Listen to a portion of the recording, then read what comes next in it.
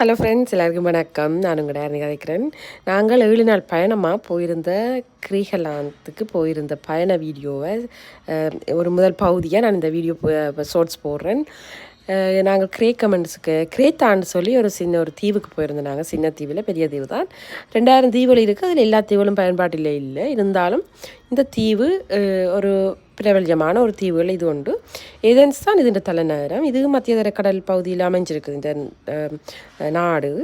இதில் கல்வி கற்றோருன்ற சதவீதம் 98% இருக்குது. இந்த எல்லாருமே கூடுதலாக எங்கள்ட ஸ்ரீலங்கா மாதிரி கல்வி கற்றாக்கள்ன்ற வீதம் இந்த நாட்டில் கூடுதலாக இருக்குது.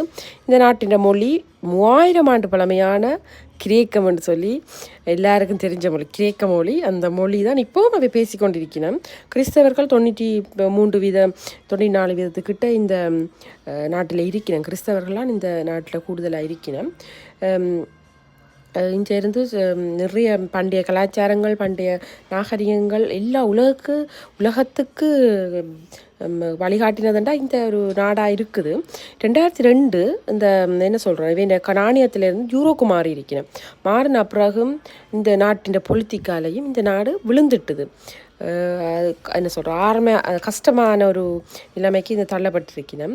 ஆனாலும் இந்த நாட்டில் இப்போவும் நல்ல ஒரு செழிப்பான ஒரு நாடாக இந்த நாடு இருக்குது. இப்போவும்